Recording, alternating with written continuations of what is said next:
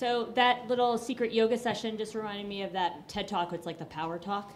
And I actually think that the yoga, we need to have a yoga talk now, because that makes getting up on the stage a lot easier.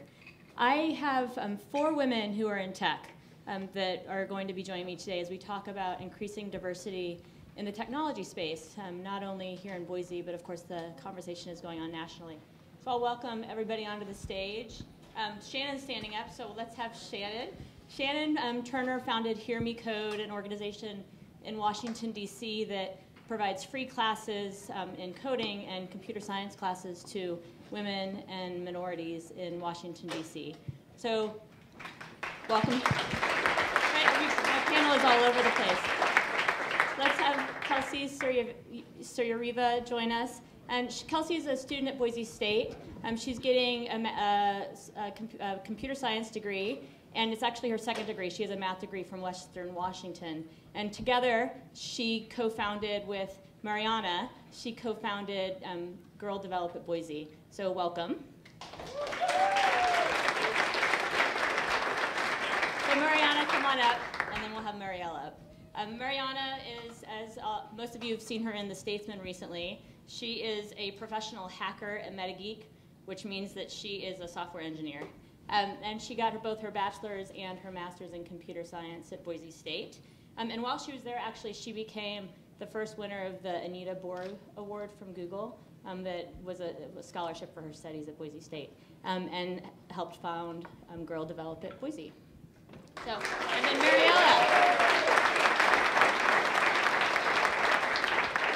Mariella joins us also from DC. She came to the States from the Dominican Republic when she was 7.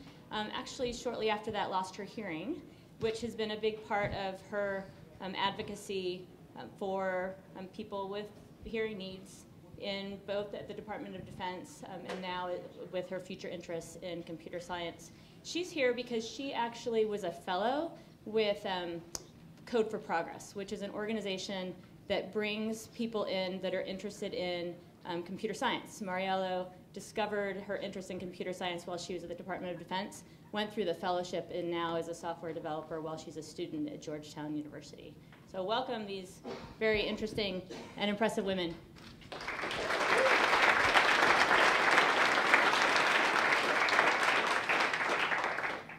So I wanted to start this conversation, and it's late in the afternoon. We either have sugar highs from the Guru Donuts or the kind of lunch crash. So hoping that people, if you want to jump in sooner rather than later with questions, will. I have a couple to prod the conversation if we need them. But wanted first to start out with Mariella, how about, and just for a quick minute or so, hear from these women, their experiences of getting into technology, what they're doing now, and then where they see the importance of diversity, both in the support that they needed to get where they are now, and then the mentorship that they're providing. If you want to go ahead and start. All right. Hello. Is it working? All right, great. Hi, everybody. My name is Mariella.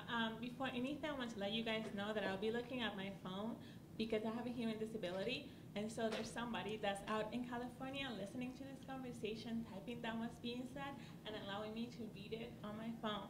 So in case I'm looking down, I'm on Facebook, just so you know. So a little bit about me. I was working for the Department of Defense. I started off as an intern, and then I quickly moved up to become a junior financial analyst. So I was working with really ugly, nasty-looking Excel spreadsheets, filtering data, and making things pretty and digestible. However, I realized that I'm incredibly passionate about software, creating cool websites and applications. I had no idea how to do any of that. I found out about Code for Progress, which is a 1-year fellowship that trains people of color and women in how to do web development and software. Not only do they train you, they pay you to come to these classes for 5 months so that you can actually learn, removing the barrier, the financial barrier of learning how to do technology. I am almost finishing the program. The program is over in April, and I am now working as a full stack developer at Georgetown University. So. This is pretty awesome that you can actually do all the technology stuff and being able to hear what they're saying and talk to us. That's awesome. So my name is Mariana Budnikova. I'm currently a professional hacker at MetaGeek. So if you see people with these t-shirts, we're all MetaGeekers, and we're all geeks, and we're awesome. So how I started technology is I originally am from Russia, and I came here on exchange program, went to Boise High School, and I went to Boise State. I did not think I would do computer science at all. In fact, I started with political science and pre-med. I wanted to become a doctor, and I tried theater and psychology and everything else you can think of. However, I was getting bored because I like logic and mathematics, and I felt like I wasn't getting that from any of the social sciences, so I tried Introduction to Java, and I thought it was awesome. And as I basically, within 2 weeks, I switched my major and said, okay, I'm going to do this now. This is awesome. Got my master's and bachelor's degrees for computer science at Boise State, and now I'm at MetaGeek, and I love it. So, yeah. Hi everyone, I'm Shannon Turner, and I'm a full stack developer in Washington, D.C. I founded Hear Me Code, a nonprofit that offers free beginner-friendly women-only coding classes to over 1,000 women in D.C. And I started it because I would go to tech events, and I would be one of the only women in the room. And it sucks. Shout out to all 6 of you out there, right? So, right away you feel outnumbered, you feel intimidated, but it was worse than that. I would be talked down to, no one took me seriously. But when I realized that it wasn't just me, that we all had this shared experience, I thought, I'm self-taught, I've got to do something about this. I've got to create a safe space, a safe community where we can all learn and grow together. Can you share the microphone? Hi everyone, my name is Kelsey. I'm a senior computer science major at Boise State, and I actually started I'm from Boise originally, but I went to Western Washington University to get out of state a little bit, and I ended up doing a math major because I was always kind of interested in math and thought I was pretty good at it. But when I finished that, I moved back to Boise and wasn't really sure what I wanted to do, and kind of randomly was online one day and I came across a JavaScript tutorial on Codecademy. And I really enjoyed it and had always wanted to go back to school, so kind of thought, okay, I'm going to do it after a couple years away, and ended up at Boise State studying computer science, and I really enjoy it. But my experience kind of helped me realize that I was passionate about introducing young girls and women to computer science because I didn't know what it was necessarily, and happened upon it almost randomly. So I guess I'm interested in teaching others so they can have a better experience getting into the programs than I did. So. Great, thanks. So to start it off, we've heard this conversation about women in tech is similar to a conversation about women in law and women in medicine and women in business and women in politics. For so long as women, we've been told, well, just speak up. Just put yourself a little bit more forward. But it seems that the research is showing that actually it's more than that, that it's important that there be intentionality in the businesses or at the universities and the teaching places in order to support women. So I'm wondering if you've found that yourself, that that's made a difference. And I'd also like all of you to talk about what you're doing to create that intentionality, because we've invited you here because not only have you been successful as women in tech, but you're being intentional about creating the place for the next generation of women in tech. So anybody that wants to start. All right. So, is it working? Okay, it's working. So basically, I kind of agree with Shannon. When I started computer science, I was basically the only woman in the class, which was very disheartening and very sad. Where are all the other women? Okay, this keeps turning on and off. So I was wondering, where are all the other women? And so as I was going through my bachelor's degree, I was wondering, well, they should be someone else. And I went and talked to currently the chair of computer science department, Dr. Tim Anderson, and I said, so I actually want to find out if there are others. And he was very supportive, and I started a CMW, Association for Computing Machinery Women Club at Boise State, and I found actually a lot, about 10 or 15 of them at Boise State doing computer science. I was like, sweet, I'm not the only one. So I kind of started creating a community of women who were supporting each other, and that was awesome. So then once I graduated, one of my mentors said, "Oh, I'm starting up a club a nonprofit to help other women learn about computing, and they may not necessarily want to become technology. They might be biologists or chemists who need technology to solve their day-to-day problems." And that nonprofit is called Girl Develop It. So what we're actually doing, we're a national nonprofit. Boise chapter just started in August, and what we do is we offer affordable community technology classes to women. We just taught a Python class, was 19 people, which was really cool. And there is HTML class. It's all introductory. What it does, it provides the very comfortable way for women to learn technology. They actually are surrounded by women mentors and other students, and they didn't feel like I felt when I just started at the computer science when I was the only woman. And also, I'm sorry, the Girl Develop It, I actually have cards in the back there if you have friends or wives, significant others who are interested in learning about this. You can grab a card and Google Girl Develop It Boise. Should I talk about being the only woman in technology, correct? Or your experience with Code for Progress yeah. So before knowing about Code for Progress, I worked in an environment that was mostly military men. So it was just a lot of military, and I was the youngest person in a 4-building facility, and usually the only woman in the room. And so I come from a social sciences background with a focus on the soft sciences. I actually hate that word, soft sciences. Women are not soft, we're strong, we're hard.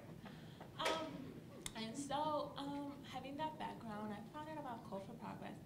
I'm doing my master's in communication, and combined with my human disability, I'm incredibly passionate about creating tools that help people with disability.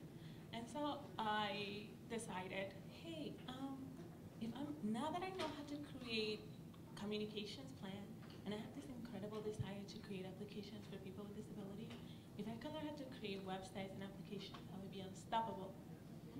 And so I went up to meetups, but I was usually the only woman. That's incredibly intimidating. Not only was I the only woman, but I was usually the only person of color, which was double intimidating. And so in Code for Progress seeks to create an environment that is women and is people of color. So I am welcome in that environment, and that was incredibly helpful for me as I was learning, as I was developing my skills, because usually what would happen when I went to these meetups, I would just ask a question. And the developers, it was kind of like this frat culture of programmers. They were like, oh God, it's just girls are not good at coding. And when somebody else had a problem or had a question, it was, you're not good at coding. But because I was a girl, it's just like, girls are not good at coding. And I was just like, okay, no. So Code for Progress is just really an environment where you can ask questions and not be intimidated or overwhelmed. So I think that that's something incredibly amazing and fascinating about the program. I'll also add on to a little bit of what Mariana talked about. I helped start Girl Develop It Boise, but I'm also now the president of ACMW, which Mariana started on campus. And I would say that it's been really important to just build that sense of community, find the other women in the classes, and that way we can work together and not be so intimidated when you're the only female in your computer science class. And that's been really important. And then also on the topic of mentoring, I guess I never really thought of myself as a mentor because I'm still in school and trying to figure out this field, but being able to connect with some of the freshmen and sophomores on campus has been helpful for me as well as them. So, yeah. You know, we talk a lot about how there's this huge talent gap in terms of, you know, oh, we can't hire, you know, or we can't find, you know, the right people for this startup here in Boise or wherever. You know, these same conversations are happening all over. But really, right now, we're only looking at half of the talent base. And so what I really want to do is bring the other half of the talent pool into the conversation. And I think when we do that, we are going to bring in so many new perspectives, so many new experiences, and ultimately, as a whole, the industry, the sector is going to be so much stronger when women are also at the table. But I really liked your point about, how you don't have to be this expert, like all the way, you've been in the field for like decades in order to be able to mentor people. And one of the things that we do in Hear Me Code is turn students into teaching assistants and teachers. So if you've come to Hear Me Code Lesson 1, you can be a teaching assistant for Lesson 1. And so seeing the women who have just learned the very basics of coding turn around and within a month they're helping other people, that's such an empowering experience for them as well. Thanks. Do we have any questions from the audience? Anybody want to? Yes, right here. We have I don't see a mic, so I'm going to give you mine. Hey, so some people like what I just said on Twitter, and other people are giving me flack. But to reiterate, I said that this should be a non-issue, and that was misconstrued. I would love it if there was no separation.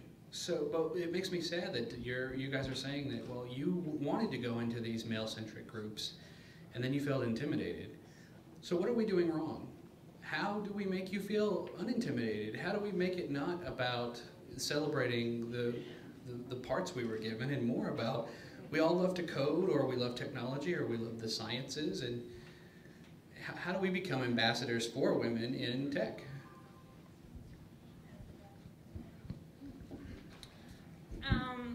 I love to play football, not soccer, football. I know I may look girly now, but that's because I clean up well.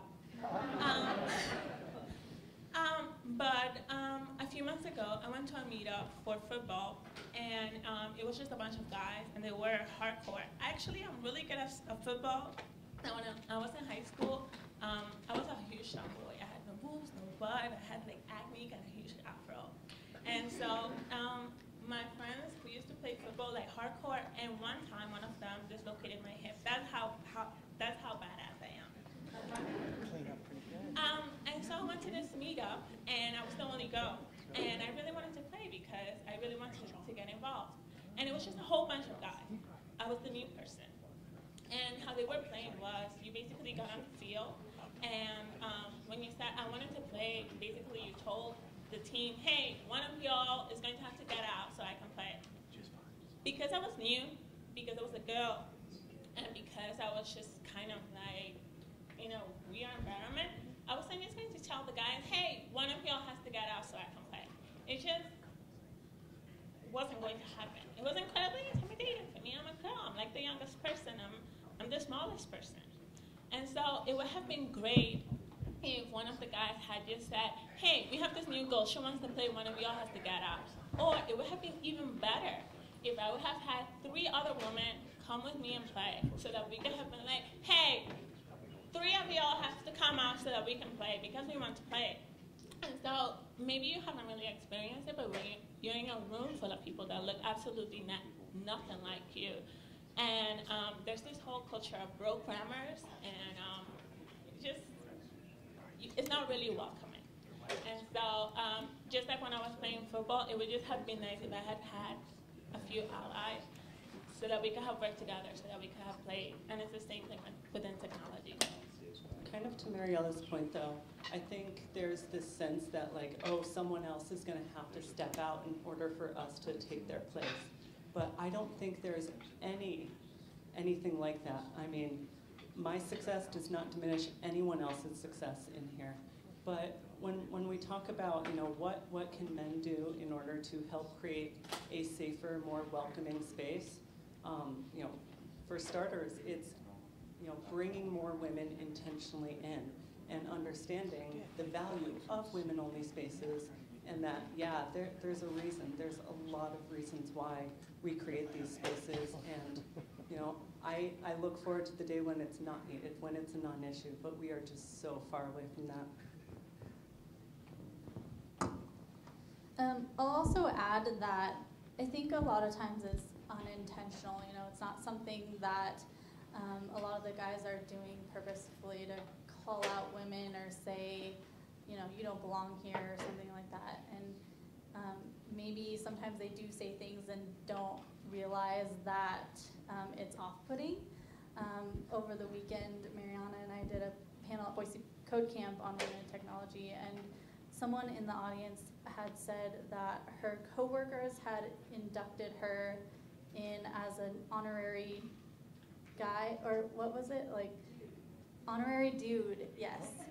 And she went back and said, oh, well, I've inducted all of you guys in as honorary chicks, you know? So it's hard to understand how you interpret things, how men and women interpret things differently. And I'd also add that women are less likely to like speak up or interrupt someone. So you may not realize if you're talking over maybe a female in the room, and they realize that that's happening but aren't going to speak up and talk over you at the same time. So those are the kinds of things that make it something that we have to talk about. Yeah, so... Really quick thing, sorry. keep your thought. So one thing I would say is I kind of blame media a little bit for that because there are stereotypes about what programmer is supposed to look like. You know, thinking about the white guy without pants sitting in his mother's basement. That's one of the things that they were saying about Boise. Oh, and the beard, never shaven. Yeah, he doesn't take care of himself, and it's like, where did that come from? The NPR report actually said that came from 80s when they started advertising personal computers, and they would always put the computer in the boys' room. It wasn't in the family room, it wasn't in the girls' room, it was always in the boys' room. And that kind of started the whole thing that from 36% of women in computing, that was in 80s, suddenly it's only 12 or 14. How did that happen? So I am obviously, one of the things that I noticed when I was studying computer science, I was trying to fit in. I started dressing up like a guy. I was wearing really baggy clothes. I wasn't wearing makeup. I wasn't really taking care of myself. And then I'm like, why am I doing this? I'm different, and yeah, I have to own that. But at the same time, why are we not feeling welcome? Because, well, we might feel that we're different because of that advertised image of what the programmer should be looking like. Sorry. All right, so, wow, that's great. So we, at my company, we've identified a gender diversity initiative. Like, we want to bring more women into our workplace. Of the roughly 200 or so engineers I've hired in my life, only 2 of them have been women. In my last round of hiring, for about 1,000 resumes, I had a single female resume that was submitted. So I guess my question is, how can I position my company? How can I position the marketing on the job market that we're doing to encourage more women to apply? So that we can sort of meet these requirements, outreach on campus, like whatever it is that we need to do. So it sounds, is this one on? It sounds like what you're doing, the status quo just isn't working. So you're definitely gonna have to change your tactics. I think one important thing is, where are you posting this? What's the language in your job posting? What are the types of benefits that you're offering? What are the things that you're doing in order to get the word out? Are you posting to any sort of women's affinity groups? Are you doing outreach to groups like Girl Develop at Boise? What are the things that you're missing? Because right now, you have data showing that what you're doing isn't working. So asking those questions and trying to peel that back layer by layer is definitely going to help. Yeah, I'll add to that I think people use terms such as the pipeline and the leaky pipeline, and I think you really have to look at recruitment from all levels. You can go out into your community and talk to groups like Girl Develop It. You could go at the college level and see if there's any groups that support women computer scientists. And then if you're not finding anything there, I'd go to high schools or even younger than that and try to implement, if you have the resources to do it, outreach programs like that to try and get more women interested, just because I've heard even like younger girls in even elementary school aren't interested in math or computer science and already are seeing certain types of stereotypes that might make them think that that's not the field for them.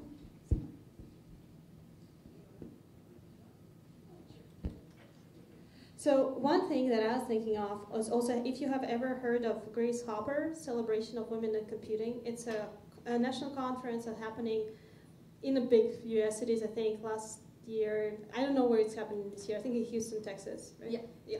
So the last year, there was about 8,000 women in technology coming to that conference, and they were looking for jobs. I mean, yes, a lot of them may not have been from Boise, but there are women looking for jobs. So if you are a person who is actually, okay, I'm really committed to having more women in my company who are tech, hey, that's a way to go too. One of my favorite teachers in the whole wide world, her name is Alia Rahman. She's the individual at Code for Progress that taught our class how to code. She's incredible badass. I really recommend you guys look her up. She's just amazing.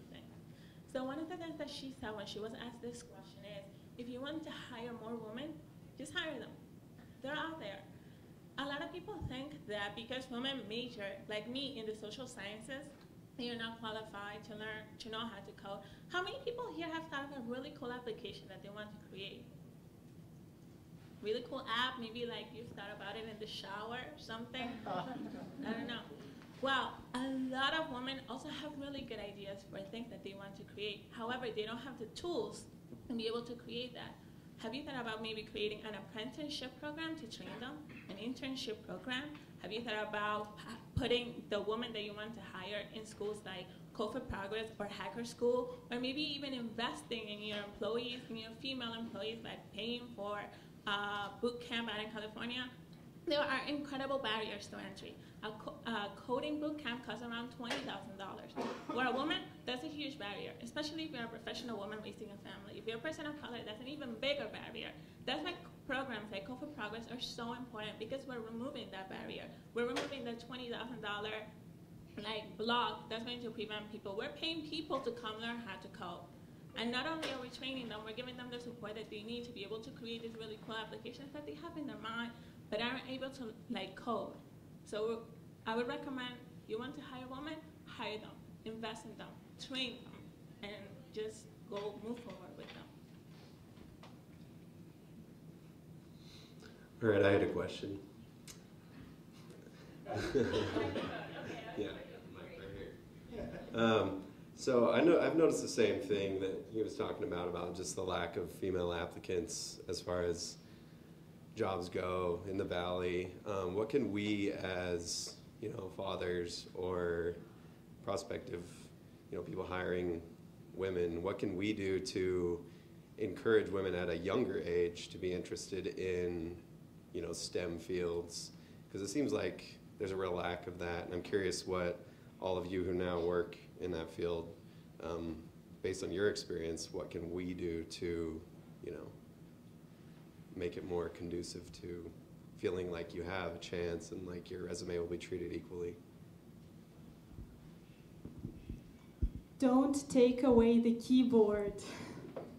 One thing as a daughter and as a wife that I noticed, my dad and then later my husband would always take away the keyboard for me. I'm trying to solve a problem and he would take it away. Why? I can feel perfectly qualified to be able to solve that problem myself.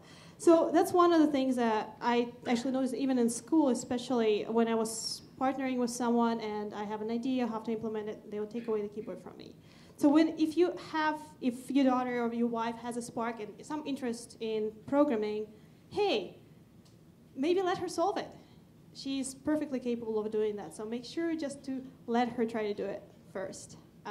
That's one of the really major things, and that may turn away a lot of women because, hey, they get their keyboard taken away from them. I can talk to maybe working with a little bit younger daughters. Over the past few days, I've done a little bit of research on this because I was writing a paper for a class.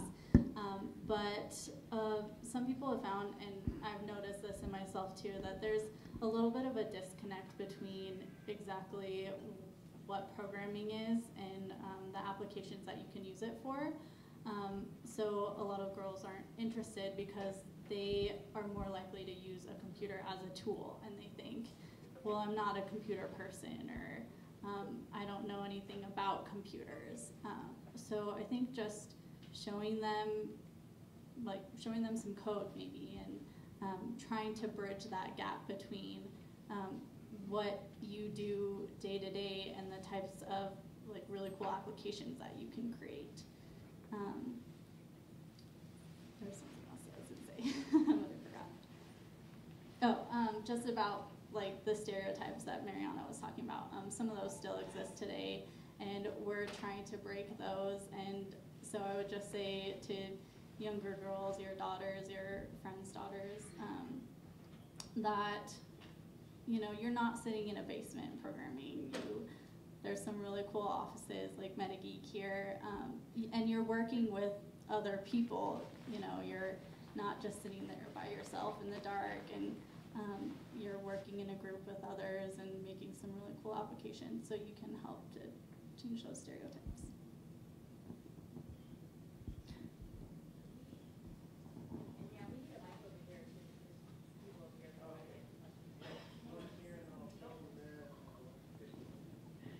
So quick show of hands, how many people had a MySpace where they like coded their page, right? Like, I think MySpace's enduring legacy is that it has opened up the door to so many people who learned HTML and CSS through that. One of the most common things that I see is that that's people's experience coming in. So HTML and CSS are great because they are very visual, and it's really clear to see, to make that direct connection into like, oh, all I have to do is change this, and the color changes, the shape changes. Bringing it, kind of to your point, bringing it right into the world of the practical is so important.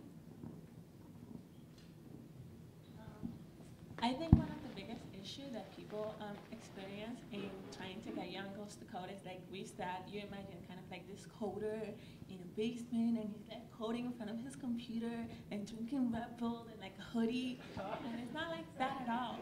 I actually went on a date a couple weeks ago, and the guy was like, he asked me what I did, and I was like, oh, I'm a software engineer. And he's like, you're too pretty. And I was like, and I'm just like, no. I obviously did not go on a second date with him, but anyway. So I think it's really important to teach girls that, hey, you can involve the social sciences, because one of the things we talk about is how girls, women, tend to go into the social sciences. So I think it's really important to make that connection. You can be a teacher and learn how to code to improve your profession. You can be a healthcare worker or a doctor and still learn how to code to improve your profession or your industry. There is a real connection between the social science and technology, and learning how to code will improve whatever profession you chose to do. And I think it's really important for us to make that connection between those two things very clear and very explicit. I have a question about the focus on coding. I know more about the internals of SQL Server than 99% of the SQL Server experts out there. I do not consider myself a coder, but I'm probably more technical than most coders. I was one of the first people to move into mainstream in Hadoop, but again, I do not consider myself a coder. I'm a big data architect who also does analytics on the side. And I think that when you introduce women to that possibility, that it's not all about coding. And coders don't sit in a room by themselves and do nothing but code all day long. But beyond that, most people in the tech field don't code. So any thoughts about how to get people to think beyond code?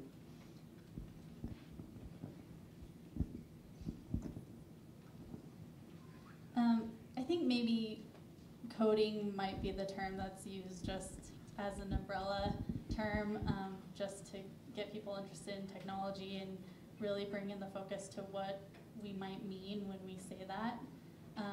But I think something that might be, I guess we need to better define really what technology is. You know, whether you're working on computers or you're just using a computer as a tool.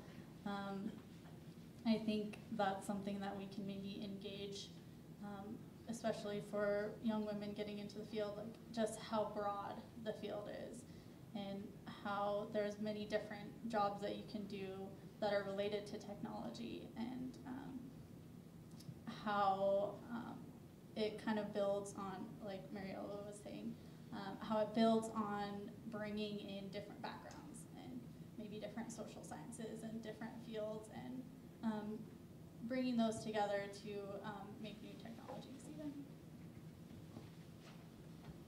So one thing that I noticed teaching Girl Develop It classes is a lot of people who come in are not necessarily wanting to become coders. They want to learn how to code. So a lot of the people were actually product owners or people who are working with coders. They just want to understand how their company operates, how the engineers interact, understand the lingo when the engineers are talking to each other. Okay, I'm managing these people. I need to understand what the problem is. So yes, you do not have to know to actually be doing code day to day, but it's very crucial to be able to understand it if you are in the tech sector. Yeah, and kind of to that point, you know, all 1,000 women in Hear Me Code don't want to make a career change and become full-time developers. Certainly many of them do, but not all of them.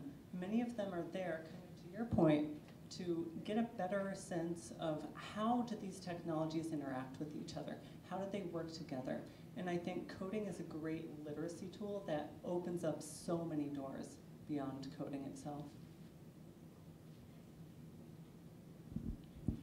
So ready for another question? Before I ask my question, I wanted to answer a question over here about how to get more women involved. I'm co-founder and on the board of Kinetics, and we're a tech company in town. And we also are have the same problem. We can't hire female women software developers.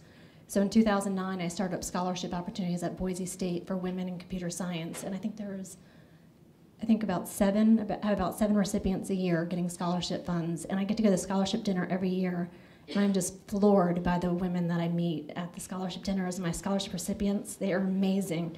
So money does talk, and so I want to get to the point where we get more people in the community and other companies giving scholarships to help. It doesn't have to just be women. It could also be African Americans, or just so we can get more diverse people studying computer science in college. So we can all hire women. So that would be, it's a good goal for all of us to have. And my question for the panel is, can you share like a successful story about how you think your perspective has brought about like a good outcome for a project or a problem, or something that you're working on? Like, I really want to understand and share with the room just a good story about diversity and how you add to a group.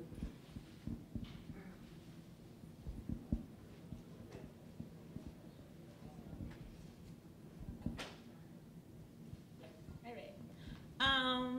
So actually, I think you should talk about that. We'll both talk about it. So there was this project that Hear Me Code and Code for Progress and many other women in tech groups in DC all collaborated on and worked together to create. And so the governor's office in Maryland had reached out to Code for Progress saying, we have this big problem where we have this huge influx of children who are fleeing violence in Central America, and they are settling here in Maryland. And we have so many children who need services. They need food, they need things like pro bono legal services, so that at their immigration hearing, they actually aren't representing themselves, but they have legal representation. So the governor's office reached out to Code for Progress, and all of us came together as a group and over the course of several months had created this project that we ended up delivering to the state of Maryland, and they ended up using it. But it was a completely volunteer-run program. Awesome. So, in terms of diversity and how I have contributed to helping my team be better, I can, if I had a dime for every time being a woman in a team has helped create a better application, I probably would have a lot of money. I can most recently think about an application we were creating at a meetup. It was an application to help people that were undocumented. Do not use the word immigrant, it's undocumented. So we were creating an application to help undocumented individuals find legal resources. And you can imagine what the team was like. It was just a bunch of guys. And that had absolutely no experience in terms of immigration or being undocumented. And so one of the biggest gaps that they had was how to get people to sign up to the site to receive the services. And they created this entire application, and then I came on board, which was bad for them, because I said, hey, one of the biggest problems that you guys are going to have is if a person is undocumented, they are very afraid of actually signing up for services online because they probably don't trust the system. We had to start the application all over again. If they had had someone that was an undocumented individual, probably somebody that was Latino, or maybe somebody that had worked with undocumented people before, they probably wouldn't even have run into this problem. So this is why diversity is so important in teams.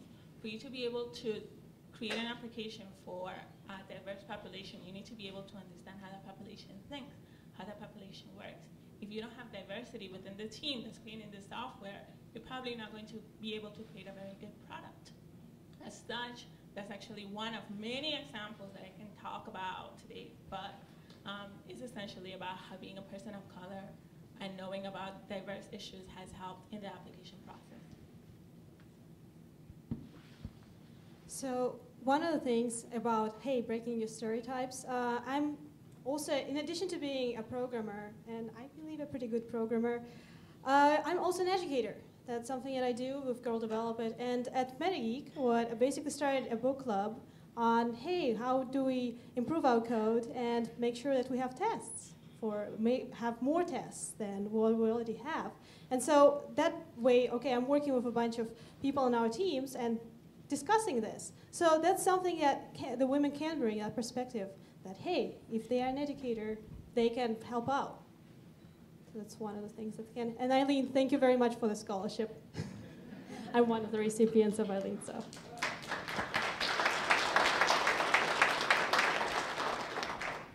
Hello. What can the city of Boise do to, in terms of policies, to help women get more jobs in the tech sector?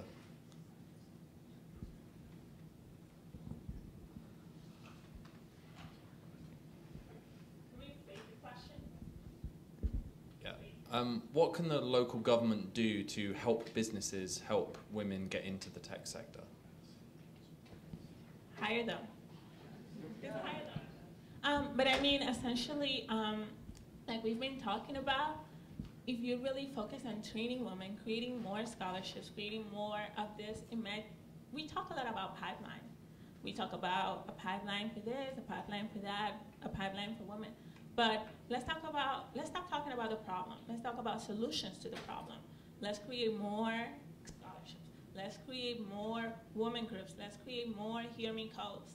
Let's create more support groups for women to not only go into tech, but stay within technology. So if you're able to do that, if you're able to create a strong foundation where you have trained women in technology and you have the support group to allow them and encourage them to stay there, I don't think you'll have a problem. I'll also add that maybe at a younger age, like summer camps or after-school camps, to make those opportunities available for girls in elementary school, junior high, high school, and then even, I know we're working on getting computer science classes in high schools and AP computer science classes, and I think just opening the doors, making it available is a good start. And keep asking these questions. not only, you know, ask us, but, you know, ask us after the panel, but just keep asking until you continue to get the answers, until behavior changes. I think asking is a good start, but how deep is your commitment to this? Do you really want to see this? What are you going to do personally, each one of you, in order to create this change that you want to see? Are you going to go out and mentor someone? Are you going to create a space where women can feel welcome and to come into these spaces? One thing is become not only a mentor, but a sponsor. So when we're talking about sponsorship, it can be a monetary sponsorship like a scholarship, or hey, maybe you can send one of your women programmers to Grace Hopper, or one of your students to Grace Hopper. Essentially, what Dr. Tim Anderson did is helped ECMW send 7 women, I think, to Grace Hopper last year, and it was phenomenal. We just came in and said, hey, can you give us money to send that? He's like, yeah, sure. Here's, I signed everything, just no big deal. So that's something that you can do, but also, in addition to financial sponsorship, what you can do is more of the sponsorship, hey, help women to rise up, actually feel more confident about themselves, and actually go, okay, climb the ladder. I guess that's not a very good idea to say that, but actually develop professionally. Help them to do that, and that's something very important to consider. A lot of women might not speak up for themselves, and hey, if you see that they're doing really great work, you should recognize that. Okay, with that, I know there are more questions in the audience, but we had 5 minutes, I think 10 minutes ago. So I hope that this is the first of many of these conversations. This morning, somebody said, why don't we have Hackfort year-round? And I love that there are people that are wanting to ask questions. Hope you'll ask them once we're finished. And I hope that the takeaways are that it's so important that we're intentional and supportive, and not only seeking out the women and providing them with the background and support that they need to launch their careers, but creating that environment that works for a diverse culture within your organizations once you've found them and have welcomed them into your office. So thank you so much for being engaged, and please do grab us afterwards.